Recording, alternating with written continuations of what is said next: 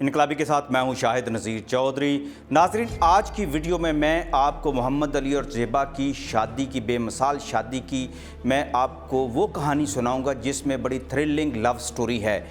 मोहम्मद अली और ज़ेबा के बारे में कहा जाता है कि उनकी शादी एक कामयाब शादी है और दोनों में बेमिसाल मोहब्बत है। लेकिन ये मोहब्बत, ये कहानी और ज़िंदगी भर का साथ जो है, इसके पीछे जो थ्रिलिंग स्टोरी है वो इंतहाई हैरान कुन है। और आपको मैं पहली बार ये सुनाने लगा हूँ। मेरे उस्ताद मोहतरम अली सुफियान आफाकी साहब अक्सर मुझे जब फिल्मी कहानियाँ सुनाया करते थे, वाक़यात सुनाया करते थे, तो मोहम्मद अली और ज़ेबा बेगम के वाक़यात जो है वो भी सुनाते थे। ज़ेबा बेगम के साथ उनके बहुत ज़्यादा बरादराना ताल्लुकात थे और वो अक्सर उनके साथ शरारतें किया करती थी। ज़ेबा इंतहाई नफीस और शरारत उनके मिजाज के अंदर थी, हंसमुख थी, बहुत खूबसूरत एक अदाकारा थी।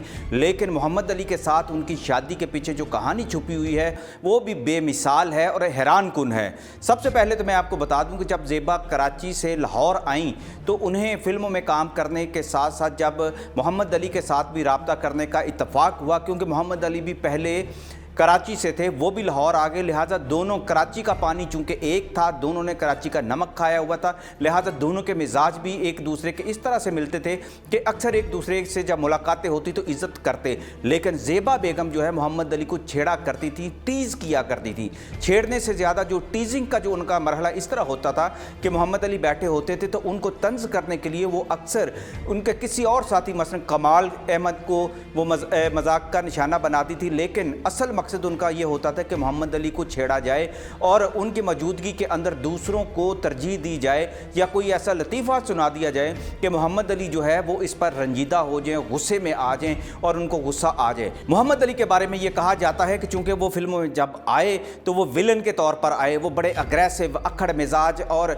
रवायती किस्म के विलन नज़र आते थे। उनकी शख्सियत में एक चौधराहट थी, नवाबाना ठाट बाट था।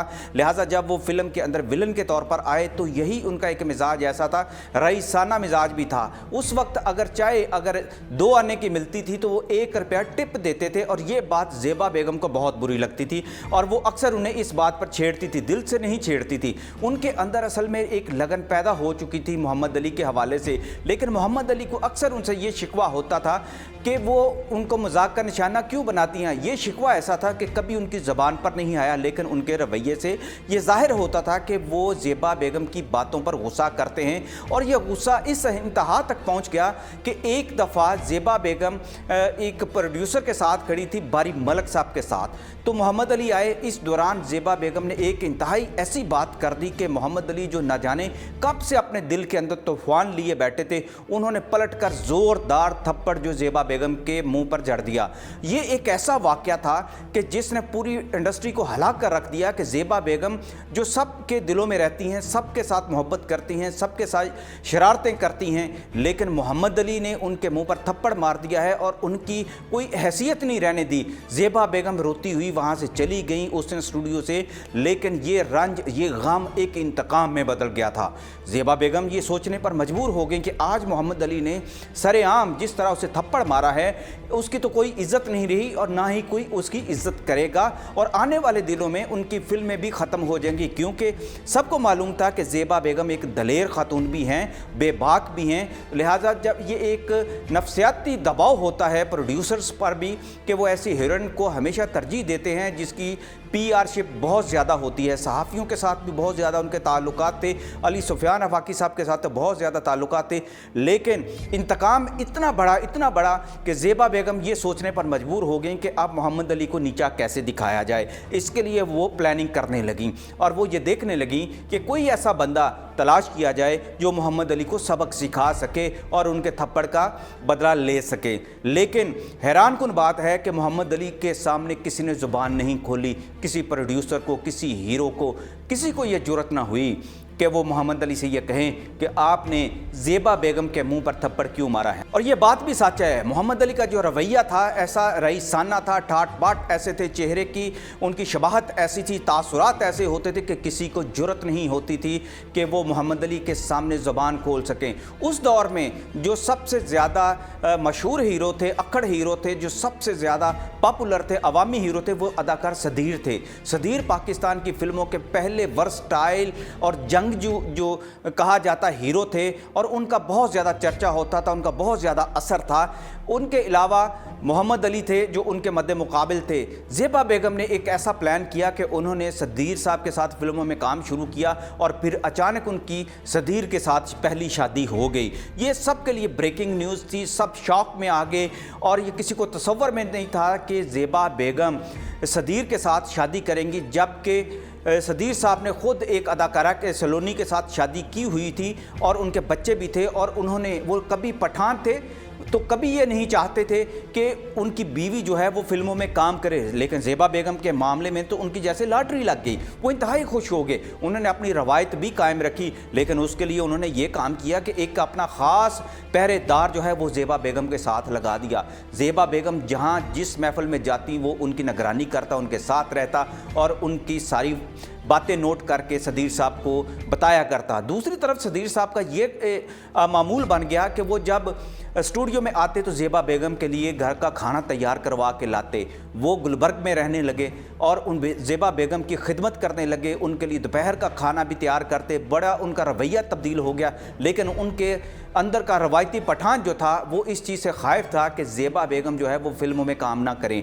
दूसरी तरफ ये आलम था कि मोहम्मद अली को खामोशी के साथ फिल्मों में काम करने लगे और उन्हें चुप लग गई। उनके चेहरे के तासुरात बताते थे, उनके अंदर एक बेचैनी थी कि वो सारी सारी रात जो है वो जागते रहते थे। मोहम्मद अली ने पाकिस्तान की फ़िल्म इंडस्ट्री के अंदर एक शेड्यूल किस्म की शूटिंग शुरू करवा दी। वो सुबह 7 बजे पहले हीरो थे जो सुबह 7 बजे फिल्मों की शूटिंग के लिए आ जाते थे और रात के 12 बजे तक वो शूटिंग कराते थे। ये अनथक काम था जो मोहम्मद अली ने शुरू करवा दिया। ये दरअसल आफाकी साहब बताते थे कि ये दरअसल मोहम्मद अली के अंदर का वो दुख और गम था जो अंदर ही अंदर उन्हें बेचैन किए रखता था और उन्होंने खुद को मसरूफ़ रखने के लिए अपनी नींद से वो दोस्ती नहीं कर सकते थे, लिहाजा उन्होंने अपने गम और दुख से दोस्ती की और ख़ुद को मसरूफ़ रखा। कभी ऐसा भी आया कि वो सड़क के ऊपर भी सोए हुए नज़र आए, कभी ऐसा भी नज़र आया कि वो 24 घंटे तक जागते हुए नज़र आए, लेकिन फिल्में उन्होंने नहीं छोड़ी। मोहम्मद अली का ये दुख इतना ज़्यादा बढ़ता जा रहा था, लोग दोस्तों ने चाहा कि किसी तरह उनका ये जो दुख है उसका को मदावा किया जाए, उनके साथ बात शेयर किया जाए, लेकिन ये ऐसा ना हुआ। इसी दौरान ज़ेबा बेगम की ये हालत हो गई कि वो कराची चली गई और पता चला कि ज़ेबा बेगम जो हैं वो बीमार हो गई हैं। अली सुफियान आफाकी साहब बताते हैं कि वो ख़ुद उनकी तीमारदारी के लिए गए और उन्होंने वहाँ देखा अलियास रशीदी साहब उनके साथ थे जो नगार के रूह रवां थे। नगार एक बहुत बड़ा अखबार था शोबिज़ के हवाले से जिसने ज़ेबा बेगम समेत बहुत सारी एक्ट्रेसेस को पाकिस्तान की फ़िल्म इंडस्ट्री में मारूफ़ करवाया था और उनका तारफ़ करवाया था और नगार अवार्ड का इजरा किया था। उनकी शोहरत बहुत ज़्यादा, जिसके बारे में मैं आपको बाद में एक किसी तफसीली वीडियो में उनकी शख्सियत के बारे में बताऊँगा, लियाज़ साहब के बारे में। वो उनके कहते थे कि जब वो उनके ज़ेबा बेगम के पास गए तो देखा तो एक हड्डियों का ढांचा उनके सामने अस्पताल में मौजूद था। वो ये देखकर हैरान हो गए कि ज़ेबा बेगम को ऐसा क्या दुख लग गया, वो तो सदीर की बेगम है और क्या सदीर साहब ने उन्हें कोई ऐसा दुख दे दिया है, ऐसी परेशानी उनको लाहक हो गई है कि जिसकी वजह से ज़ेबा बेगम जो अंदर ही अंदर कुछ जहर है जो उन्हें खाए जा रहा है। लेकिन हकीकत ये थी जो आफाकी साहब बताया करते थे कि ये मोहम्मद अली से उनके वो इश्क था जो जिसे वो कभी वो बयान नहीं कर सकी और वो दुख था जो मोहम्मद अली ने उन्हें दिया था। एक मोहब्बत की एक इंतहा थी जो उनके अंदर जो एक ज्वाला बनकर उभर रही थी।